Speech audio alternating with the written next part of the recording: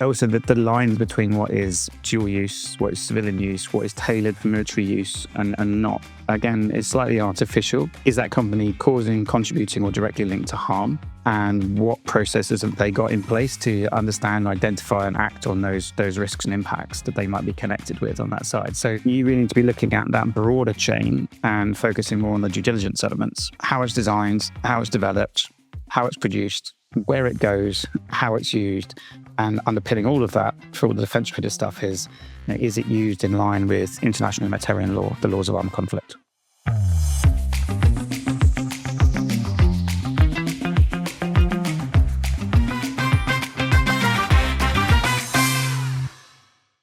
Welcome to Sustainability Wired, the show that plugs into the thinking that moves sustainable finance. I'm Lorenzo Saa, the Chief Sustainability Officer at Clarity AI, and I'm really excited today to cover a topic that brings together defense and sustainable investing. Yes, defense and sustainable investing. Typically, these have been seen as oxymorons a bit in the market, and I think this is changing. It's changing as we see investors and companies looking at this differently, regulators starting to actually be more upfront of saying how these things can work together. But most importantly, citizens, as they see the geopolitics around us change quite significantly. So we really wanted to capture this topic and look into this. And we thought that we really needed someone that could bring together expertise in sustainable investing with understanding of the defense sector. And that's why I'm super excited of our guest today. Dan Neale brings really that expertise of being within an investor that has a really strong background in sustainability and sustainable investing, but has had its own stints at the Royal Navy and at NATO. So, Dan, it's great to have you. Welcome to the show. Thank you very much for having me, Lorenzo. Well, look, I think that's exactly where we want to delve into. It's your background. Can you tell us a little bit around the church commissioner, which is where you're at, and your specific role, and how you get there? Sure. So it's a bit of a wiggly route, but so I'm the social lead within the responsible investment team at the Church Commissioners. The Church Commissioners is a in perpetuity endowment fund with £11 billion under management. I look after then all S stuff related, so human rights, modern slavery, DEI, conflict, ethical AI, responsible tech, etc. So I've been here for 3.5 years. And if I sort of work backwards, before that, I was the social lead of the World Benchmarking Alliance, so integrating S into the SDG benchmarks that were being created there, Sustainable Development Goal benchmarks. And prior to that, I ran something called the Corporate Human Rights Benchmark, which benchmarked corporates on their human rights approaches. 5 years before that was a social performance consultant, so mostly working in Africa and the Middle East, so in different roles, largely focused on extractives, mining, renewables, and very much of that interface of community, responsible security management, socioeconomic development, and all the bits that kind of go with it. I've got a master's in security, conflict, and international development, and before the consulting stuff, I spent my 20s in the British military. Started off Navy, basically on the bridge of a ship, driving ships around and doing things like counter-piracy off Somalia. But I spent a few years working with a sort of a joint army unit that did what you could call maybe post-conflict reconstruction development or sort of mid-conflict reconstruction development, so stabilization, the bit in between. And so that's working with groups like USAID and DFID, the Department for International Development, as it was, and really sort of very similar to what the things we ended up doing on the social performance consultant rights. So I've gone from sort of military through to working on human rights, and that sort of wiggly path. But at each stage, it was sort of a logical step to the next part. And a lot of it's really focused on really responsibility and particularly responsible business conduct.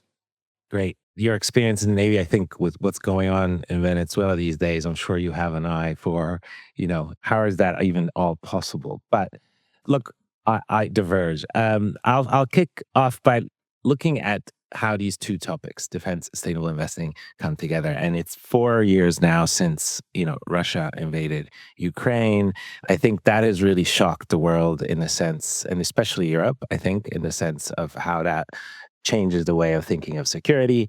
And just recently, the U.S. has put out their national defense and foreign policy strategy, which, clearly signals that Europe must prepare to a very unstable world with different threats and a very different view of how multilateral and the U.S. support might be. And that's changing, how Europe is looking at defense. Since 2021, the Europeans have increased by 23% their investments in defense. And that's also, and this is where we're going, reshaping sustainable investments. The European Commission recently recognized defense as a potential contribution to social sustainability, and even SFDR's framework has been signaled as consistent and compatible to defense. Investors are responding. We know asset managers like Allianz Global Investment, US UBS, and DWS have kind of changed their exclusion policies, and even asset owners, especially in the Nordics and in Scandinavia, has now really modified their approach to sustainability. So, long story short, things are changing, and it seems like more and more investors are looking at defense as a sustainable investment. Is defense a sustainable investment? Hopefully we keep the audience here, because I think there's an element of splitting hairs, which is actually quite important. Let's just say that most investors, like the big mainstream investors, have always been in defense. And so now there's the question about whether defense investments can sit within sustainable funds. If we talk about sustainable investing, that's basically the integration of environmental, social, and governance issues in terms of supporting long-term value and managing risk. So you can look at a defense-related company and say, yeah, I'm going to look at your ESG issues and try and improve things, maybe for a positive outcome, but also for our long-term value. So I think you can say you can do sustainable investing, but does that mean I think that defense is a sustainable investment? And that's a different part. That's the splitting hairs part around that. Now, you go back to 2015 when the SDGs came out. If there wasn't a taxonomy, if we hadn't created this whole industry, this whole sort of money machine around calling things sustainable or not, would anyone be sat there trying to argue that Rheinmetall, the German arms manufacturer, is positive contribution to the SDGs and therefore should be a sustainable investment? Like no one would have argued that, right? So I think this is a case of when you create a taxonomy, when you create a framework about sustainable investing, and lots of money goes into that, and people want access to those funds and they want to have those growth businesses in those funds, then people start relabeling things. But I think you can be a sustainable investor and focus on defense. I don't necessarily think you can say that just because it's in that taxonomy or it's allowed by that taxonomy that therefore it's sustainable. Because if defense is sustainable, then everything's sustainable, right? And I'll get off my soapbox shortly, but defense is critical, it's necessary, it's legitimate. But so are motorways, so are the courts. That doesn't make the company that makes the judges' wigs, and that doesn't make the company that makes the tarmac sustainable investments on that side. But they have risks to look at. Yeah. I mean, this thing about kind of taxonomies or regulatory frameworks that force that conversation might explain also, how it's not only in Article 6 in Europe that you have weights in defense. You have also Article 8 and Article 9 funds that have weighting in defense. And in the last few years, in both of those categories, the weights have increased. And this signals to a change that you at the Church Commission have also looked at. So why this change is happening and how have you at the Church Commission looked at it? So, I mean, the main driver for our change was that we were updating policies and also advice from something called the Ethical Investment Advisory Group, which gives sort of the theological underpinnings to our advice. So it's high-level advice, which we then turn into policy. But our policy was last updated on defense in 2010. Quite a lot has changed since then. The UN Guiding Principles on Business and Rights, internal teams and capacity for that. We've gone from being a quite UK-focused investor to being a much more global investor. Our restrictions on armaments and things go back to our formation, our formal formation as a body in 1947. And they were sort of a 50% revenue threshold. And then that went to more sectors and 25%, and then a broader view and 10%. And so that it was always going to be sort of reviewed. A lot has happened in the interim period since we first started looking this a few years ago on that side. I think the way to describe how we've shifted it is two parts. One is in terms of the restrictions and the screening, and the other one is more the integration of the human rights approach for that. So again, since the last policy update, we have a human rights policy. We have staff like me that and teams that can look at human rights due diligence on companies. But from the restriction side, we used to have, if you look at conventional, so ignore the controversial stuff for a moment. You look at conventional, we had like weapons companies, weapon-related parts and services, and non-weapon-related parts and services. They were all treated the same, and they were all given a 10% revenue threshold everywhere in the world. What we've sort of done is tilt that. So we've gone like that. So now, depending on the country of origin, that changes the revenue threshold. And depending on the type of company, that changes the revenue threshold. So we've tilted it one way, and then we've tilted it another way. So that the UK, we've removed restrictions on conventional weapons companies in the UK. And then we've made it much, much harder for, say, companies from oppressive regimes. And so we've drawn a line there. But that's just the thou shalt not. That's where the box, that within that, our managers can actually pick and choose companies. But on top of that is obviously our human rights due diligence approach, our controversies processes, et cetera, that really look into the companies themselves and what they do and how they approach things. So it's quite a considerable change. So, but that seems, there's a geographical element. There's also like a type element review. Is there been something around thresholds that you've changed as well? Like revenue thresholds? Yes. So when we look at the oppressive regime companies, that's now 0%. So that's gone right down to 0% across the board.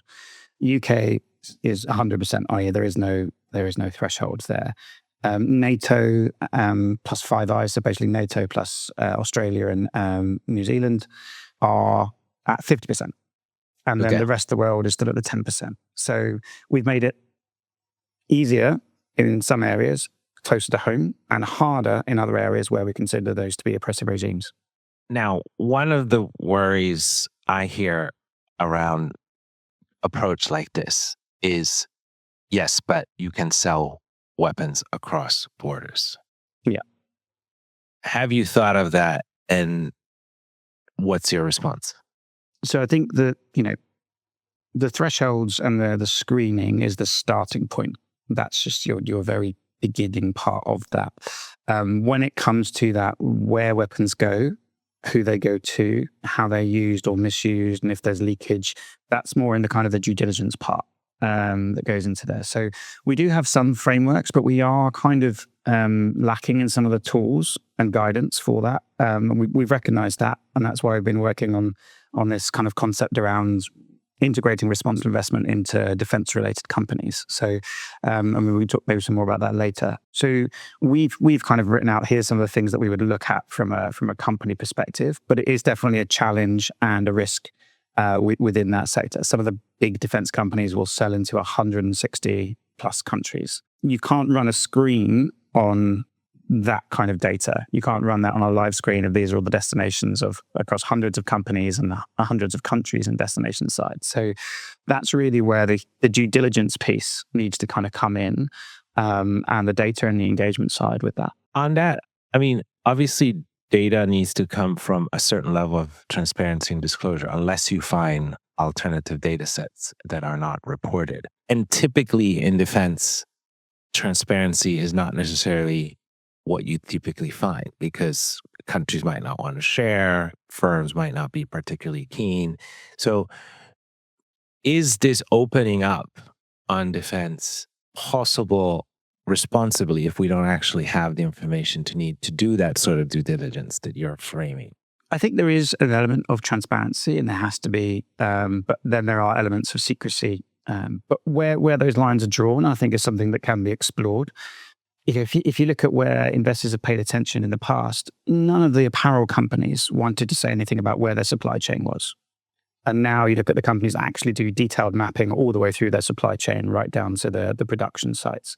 And now some maybe the high-end brands still refuse to say where things are. There's issues with transparency across all different companies. And companies didn't voluntarily say, let's put all our financial accounts out there. It was only when they sort of were made to do that for various reasons. So yes, there may be transparency issues, but if investors actually combine to engage and ask the same sort of questions, and are looking for the same sort of data points, or we can have those conversations maybe even with government, then there is potential there, I think, to address that issue. Okay, thanks. You also mentioned earlier different kind of weapons categories, right? And I'm increasingly interested in understanding the dual use element because someone recently mentioned to me, and I think I told you, that if we asked Ukraine what would be the two things that they would want to give up last to defend themselves, it would have been Starlink and Microsoft. So can we really look at this through the traditional eyes, or is dual use really much wider, and therefore trying to actually manage the role of defense in your portfolio becomes impossible?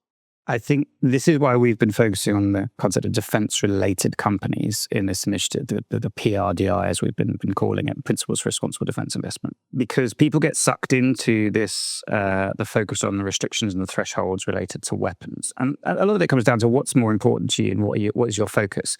Is it that you just don't want to make money from weapons? And that's perfectly valid, and that's a sort of fine position to take. Or actually, are you more concerned about conflicts and harm and your connections to that? And that's much more aligned on the sort of the due diligence approach.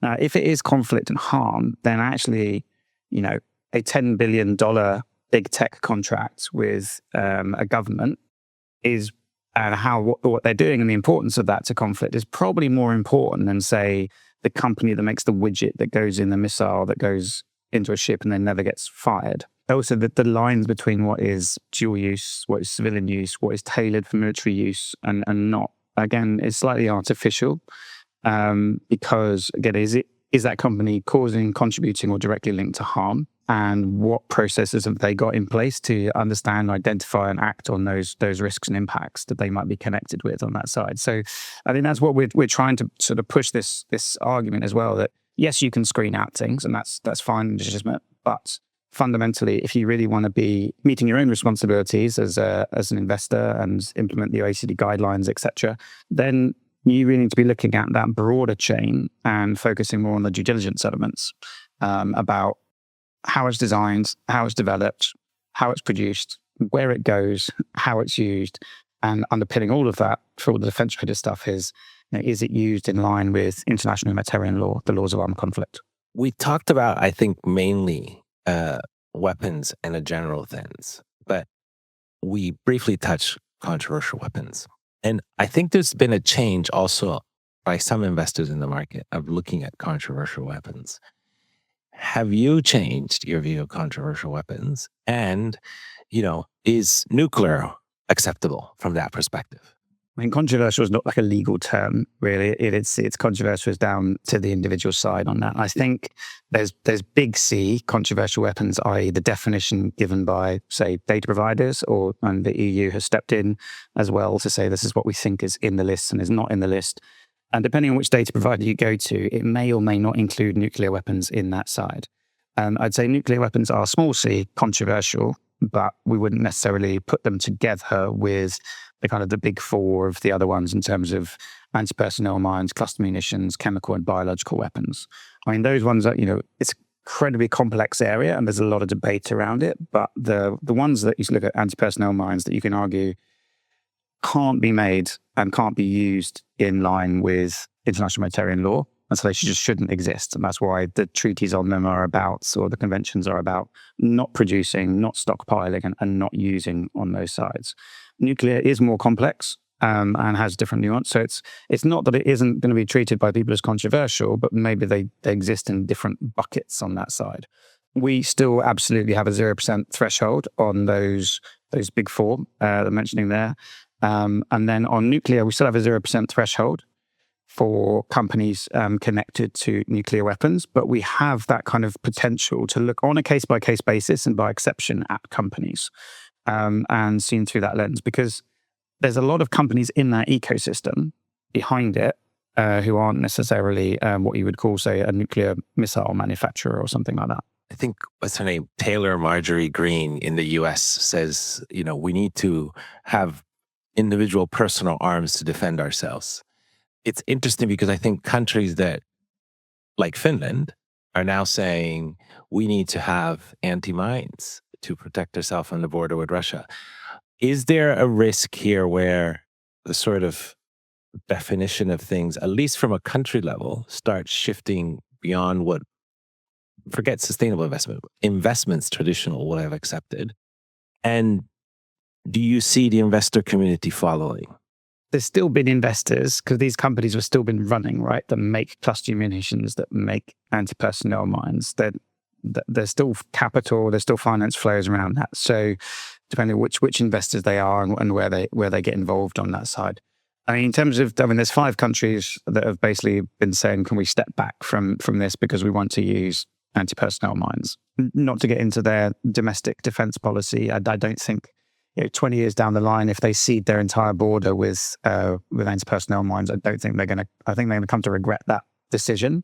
I think if you look at what's been happening in Ukraine, et cetera, on that front, and the way that the Russians have operated in the past in relation to minefields, they're not the most effective thing that we have compared to the tech that is out there when it comes to border security. So I do think that that's a type of weapon that just shouldn't exist. And if you look at the numbers of deaths and why it was created and who actually gets killed by these, it's not soldiers, it's non-combatants, it's children. I don't think that's the right way to go on there. I think when I've looked at all the investors who have sort of changed their stance on things, particularly in relation to sort of stuff in sustainable funds, anti-personnel mines, chemical and biological weapons, they're still well out, right? No one really wants to get involved in that. And I think that is an absolute red line for clients, for trustees, for beneficiaries, the whole lot. I don't think people will say, we think nerve gas is an appropriate thing for our pension to be invested in. That's a very different thing to saying we should be able to support a fishery protection vessel. Yeah, that's used by the Navy. Great. And you mentioned other investors. What is your perspective of what's happening in the market more broadly? What have you seen investment manager or asset owners change, and in what directions? What are the levers? I think definitely, more permissive, you say, on that side for that. This bit chicken and egg. Is it because there's an opportunity there because they've seen the defense stocks go up and now there's better revenue streams? I think we've gone through that big the big increase in the sort of the values on that side, but with the increased defense expenditure, there are more consistent and stronger revenue sources coming through. So whether that's driving the element or whether it's more the positioning to say, actually defense is really, really important. And we think that's part of, not using a sustainable word here, but it is part of how we have that economic security and resilience. And therefore, we think it's an important thing to be involved in.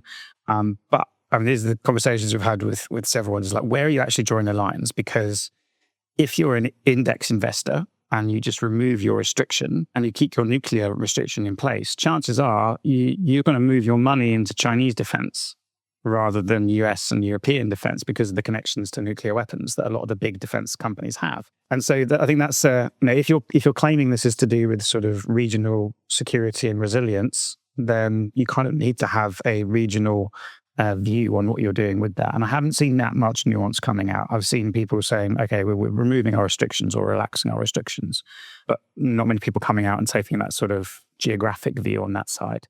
And then we've chatted to quite a few investors who are doing more than to engage with the companies as well already. And they want to be having these conversations. I think it's a case of, yes, you want investors to invest, you want responsible investors to invest in you, but there are conditions that come with that. And these are the expectations that we sort of have. And looking at how the regulator has tried to intervene to clarify things on this topic, do you think that's been helpful? I think both in the UK and in the EU, and they've said that it's not irreconcilable effectively from a sustainable investment side. I think when 100 MPs in the UK wrote to investors to say you should invest in defence, or former prime ministers say there's nothing more ethical than defence, kind of thing. I'm not sure that's always that helpful because it kind of places things in a quite binary position. Versus how do you get investors to meet their responsibilities, like what the government expects under the National Action Plan on Business Human Rights. How do investors meet those responsibilities whilst also supporting the industry and the sector on the side? It's a more nuanced argument for that, rather than just like pulling all the thresholds off and saying, yeah, go for it. Particularly when it comes back to that geographic point about, yes, you can say it's you might claim it's a sustainable investment, but whose defense are you investing in the first place? Great, thanks. And I know that the Church of England Pension Board has also changed things. And I was reading yesterday, Responsible Investors signaling there's some differences between what you guys have decided to do and them. Can you articulate those differences and why do you think those differences exist? Well, we take the same theological advice and we have the same conversations with the Ethical Investment Advisory Group on there. But fundamentally, we create our own policies agreed by our own trustees at our own boards, which is independent. And so we didn't know that was coming until that was published. And that's the same for our ones. So if we ended up always making the same decisions from the same, that when we have different trustees, we have different investment horizons. We also have very different, they operate to the Pensions Authority, we operate to the Charities Commission and have accountability to Parliament. I think it's right that we end up at slightly different positions on that side. And yeah, so they've taken a different approach for that. And they've reduced their thresholds from 10% to 5%. But there's not really any companies that fall between that 5 and 10% bracket either, who aren't already covered in something else like small arms or nuclear weapons kind of restrictions on that side. So, they also, I would say, the Pensions Board have beneficiaries that they can survey and speak to mandates, whereas, we have our fiduciary duty and how that kind of reflects in it. And then if you go back into things like the Harry's judgments, which speak specifically around charity trustees and decision-making around kind of ethical dilemmas and how it's very hard to, address something like this when there is a range of opinion and a range of views on it. And fundamentally, it comes down to what's in the best interest of the fund. So, we just have different thought processes around a lot of these things. Great, thank you. Look, you mentioned twice now the principles for responsible defense investing. Can we double click on that? Who's behind it? What is it trying to achieve? Is it trying to tell us that investing in defense is sustainable? No, it's very much not trying to tell everyone that it's a sustainable investment. And we're not saying it's an ethical investment on that side. It is about how do you integrate responsible investment principles into this broad range of defense-related companies, which is a sector that maybe hasn't had the attention previously because a lot of those, maybe say, responsible investors have either excluded or maybe ignored some of those downstream issues on that side. So we've been part of something called the Business and Conflict Community of Practice. There's lots of sort of experts in there from the Red Cross, from Peace Nexus, from PACS, broad range of largely civil society stakeholders and conflict and human rights experts. We've been part of that for a few years. We went out to a group and said, is any of you interested in helping us think through something that what this might look like? So we got about 7 different expert voices in. We wrote a 2-pager. I went, okay, I've got that now. I'll go out to some investors who we know have been grappling with this issue. Once we then had an equal balance, basically, of investors and expert voices, we then created that concept note that's been published, and maybe that can be shared in the comments and things. That sets out the context or the issues. We're not going to try and reconcile the irreconcilable. There's going to be those that want nothing to do with it. There's those who are going to be invested in everything.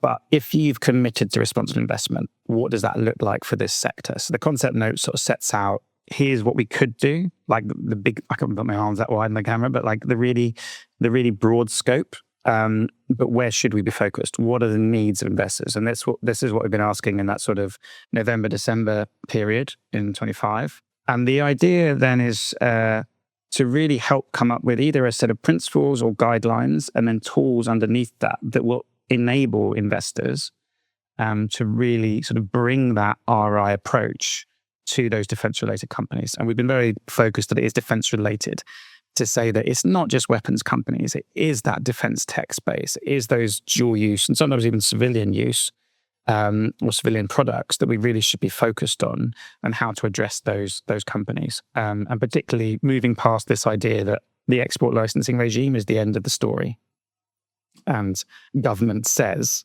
is okay, because that doesn't address the financial, the legal, the reputational, or the human rights risks that investors face when allocating capital to defense-related companies. If you had to pick one thing from those defense principles that you find is critical to carry forward, what would that be? So firstly, we haven't done the principles yet. So the concept note is a concept note. What's going to happen is, so if you think like Q1 26, we're basically going to be refining and saying this is what we're going to set the scope, because there's different implementation pathways, right, as well. So if you're just doing toolkits and guidance, you don't really need this massive governance structure around it. If you want a auditable global standards that has strong oversight and an ombudsman function, very unlikely to happen, but that is a totally different kind of prospect as well. And whether it's asset owner, asset manager, public, private, whether it's all of the value chain of defense, or whether it's just the operations and downstream due diligence piece. So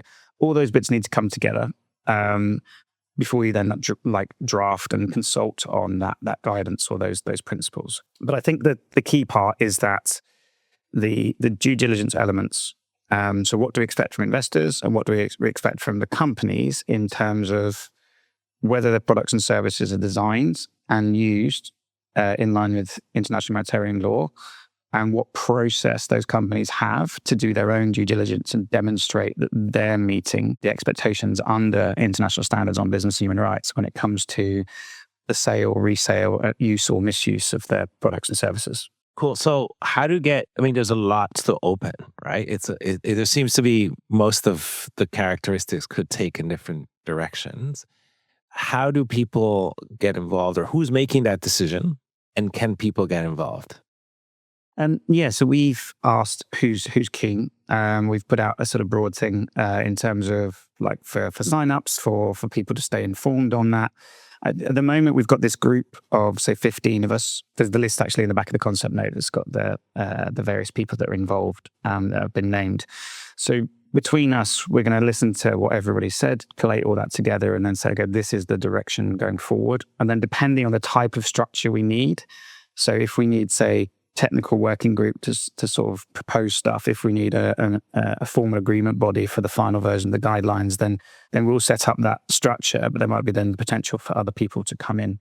One of the things that has been in the conversations in the last couple of months has been around, should this be broader than investors, and should it also wrap in financial institutions, insurance, who are also doing due diligence, who also have ongoing relationships with them.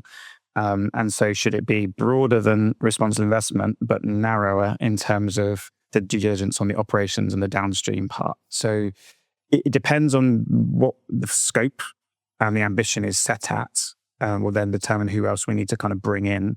And then in the future, if there's things of, we're not going to say it's going to be investor commitments or anything, but of who might actually want to be part of that, it may lead on to things like collaborative engagements or individual engagements. So there's a lot of open questions on that side in the future. Look, you also have been involved with the Investor Initiative on Human Rights Data.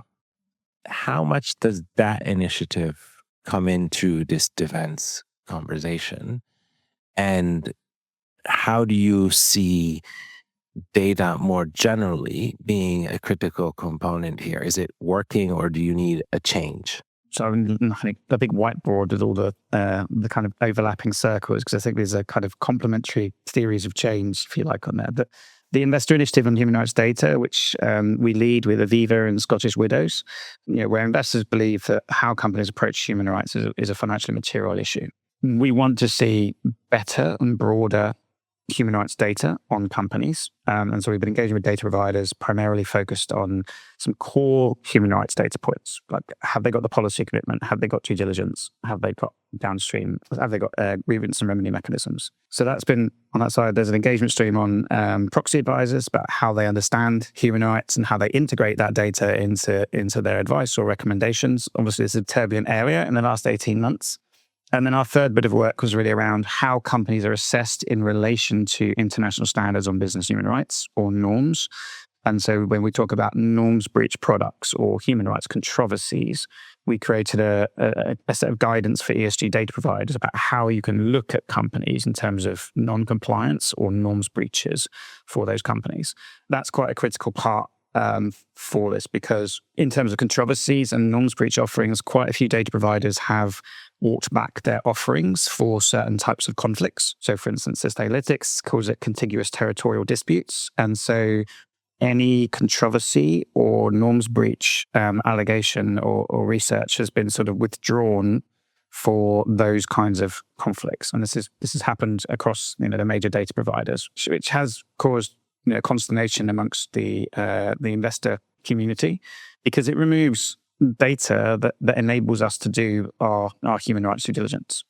And when it comes to defense-related companies, that's critical data that we need. I was on a webinar a while ago listening to an Article 8 ETF fund developer who explained that he had a defense-focused fund. And we asked the question of whether, how the principal adverse impact indicators around the OECD guidelines and breaches of those would be integrated. He said, we have a data provider, and that data provider tells us what the norms breaches are, and we exclude all those companies. And I'm like, okay, but all those big data providers have removed the conflict-related data, which is the key data you need for a defense-related company. So there's a very strong overlap in terms of these issues that we're looking at. More broadly on data, if I had the wish list or the mapping kind of piece, was if you click on, say, a company, British Aerospace or Rolls-Royce or something like that, you can then see here's where all of their products go by type, and these are the conflicts they're being used in or being used in recently, and to start on that mapping, and then you can start seeing where there might be issues. But as with all of this data, it's the starting point for your due diligence, which might involve engaging with the company and having an informed discussion on that side. So, the two areas of work overlap and they kind of reinforce, but in segments, I'd say, rather than completely. And I guess this is all what in lingo is the kaharas, the conflict affected and high risk areas. And I thought this is basically where the UN guiding principles ask for those to be looked at in due diligence. And what you're saying, I think, is that that's now hard to find. Yes, it's some of the data around those areas. So it depends on how the data provider has defined it, because the territorial dispute, so CARAs or conflict affected high risk areas, are broader than just territorial disputes. So you might have some data, but you might not have other data, depending on what it is. So, Crimea is a really interesting example where it might be classed as, a territorial dispute on that side. But understanding what's happening to the businesses in there, particularly in the future with peace deals, etc., is quite important. For that element. So, and just for those listening, the UN Guiding Principles on Business Human Rights say that you should really do more. You should heighten your due diligence in conflict-affected and high-risk areas. And so it's an expectation to do more and understand, for instance, how you might be connected to the conflicts through the companies or their products and services on that side. So, CARA means have more due diligence, which means have better data than you might need for just, say, a tech company that produces widgets or something.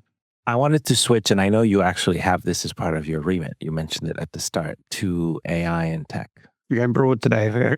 Yes, but obviously broad, but I think narrow. I mean, if you think about the war in Ukraine, it's a tech war in a sense. Just think of the drones flying around. How do you see AI from that perspective? Is it kind of like a negative force, a positive force, a force to manage? And how do you manage it in your specific role? Because you mentioned that you're looking at responsible tech.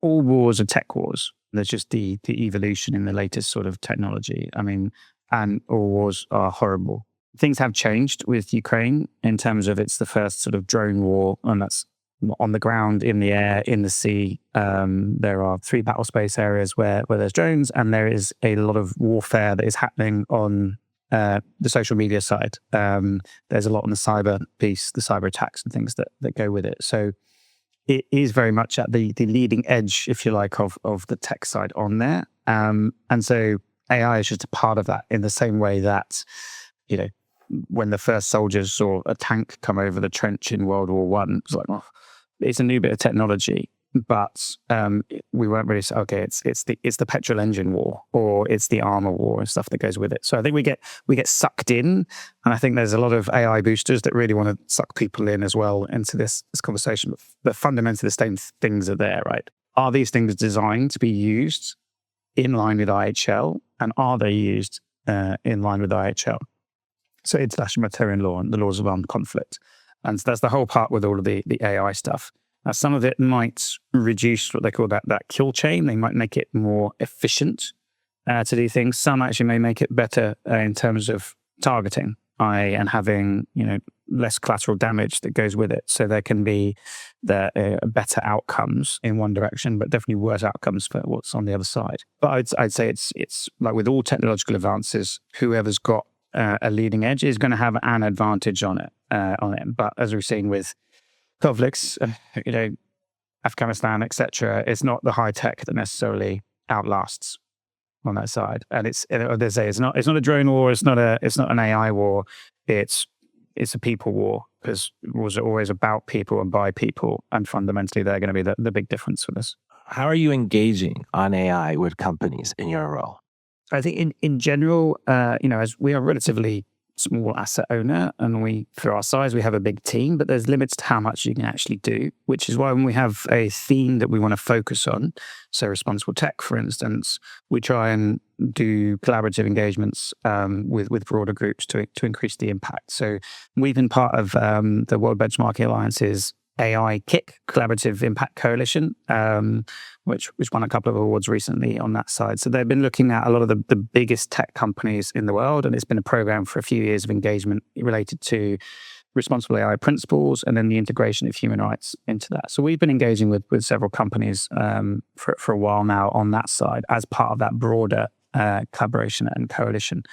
And it is that, how do you bring that human rights principle to the companies when they're looking at tech, i.e., what are the risks and impacts in relation to your decisions and your products and your services, and how can we advance and have conversations and encourage companies to meet their expectations under international standards as well on that side. So that's kind of one of the areas. There's been some other stuff as well. There's a whole Swedish collaboration that's focused on the big tech companies.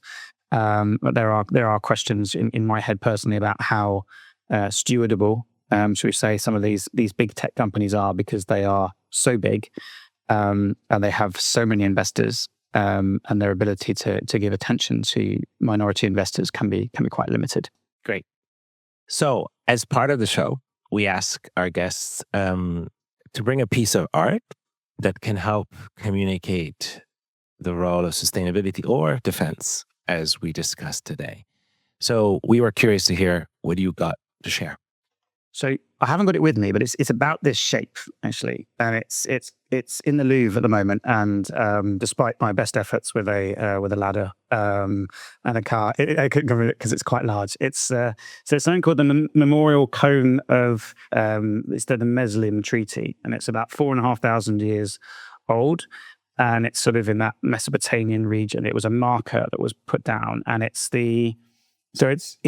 cultural heritage, it's art, but realistically, it's the kind of the first sort of written international arbitration treaty between two warring little small states who basically spent a couple hundred years fighting over a little patch of land that was exceptionally fertile, that had irrigation ditches in amongst that sort of, if we think of modern day Iraq and around that area. So it's kind of fascinating because it's they were fighting over like grain, if you like, and water. So some of the earliest recorded things we think about in terms of conflicts are in relation to natural resources and access to them. But then fundamentally, one, they kind of sort of dominated the other for a little while, and then they were gobbled up by the Akkadian Empire, which is like the first sort of empire we have a record of. Then a couple hundred years later, that entire empire basically vanished due to climate change. And the whole thing was sort of gone. And it just is how it kind of builds into all this thing around sustainability and defense. And what you have is this sort of arbitrated agreement where they say, here's the marker, you have this bit of land, you have this bit of land, and we'll do a deal on that side. And all the effort that went into it. And fundamentally, the climate change came along and wiped out all of those ambitions and made everyone leave the land anyway on that side. So it's more to go back. We've been doing these kind of things for 4,500 years in terms of conflict and fighting over things. But fundamentally, if nature comes along and has its own say, then it can sort of change and make everything else sort of moot as well. So it's something always to bear in mind about what's lurking in the background behind geopolitics is the fact that the planet might come over and have its own voice in the argument. Amazing. I really like that. Sustainability, defense come together in different ways, but they can kind of trump each other depending on what moment you are in history. So thanks. Yeah. Look, to end off, there's a couple of quick fire questions I'd like to ask. And I'll kick off with transparency of arms shipment. Is that smart or dumb? Smart. So how long have we got for the answers? Like, is it? Oh, very short. Word? Smart is perfect. Okay. I mean, if you have Smart. a couple of things you want to say, that's fine. I'll go for smart. That's right. Great. And nuclear weapons, controversial, yes or no? Small c, controversial. Great. Defense drones, good or bad? Good if designed and operated in line with IHL, bad if not. Human rights due diligence in defense, realistic or fantasy? Everything's a fantasy until it becomes a reality. So I think it's my realistic fantasy, which might try and make happen with that PRDI thing. And public sentiment on defense investing in 2026, warming or cooling? Depends where you live. Look, I'll leave it there. Dan, this has been great for me. I've learned a lot. I thought I had figured it all out. I didn't. So thank you. If I had to kind of say a takeaway, it seems that there is a discussion that investor has to have around their choices on defense and if they want to do it and how they want to do it. But there's on the why, I think there's certain things that you just cannot reconcile the irreconcilable. So that's something that needs to happen at each investor stage. But if and when you decide that there is something, I think what you've highlighted a lot today is how can this be done? And some of the things you're involved in, these principles for responsible defense investing, the initiative on human rights data seems to be tooling that investors that are listening can leverage on to kind of think of once you've decided to do this, how you can do this. So I would point the listeners to, the material about these two initiatives and to get involved and to join if possible. But by and large, I think 2026 is this conversation continues to be live, and I think is going to be an important discussion for sustainable investing. And as you said, it might not be a sustainable investment, but there's certainly something around being a responsible investor in this. And I hope this episode has helped. So Dan, thanks very much for joining. Thanks. Really good fun. It was great. Catch you later. Yeah, it was great. And look, thanks also for Curtis File for all the work in the background, for the Earworm team for producing the show. If you like this episode, please like, subscribe, and comment. And we do hope to see you on the next show. And in the meantime, stay wired.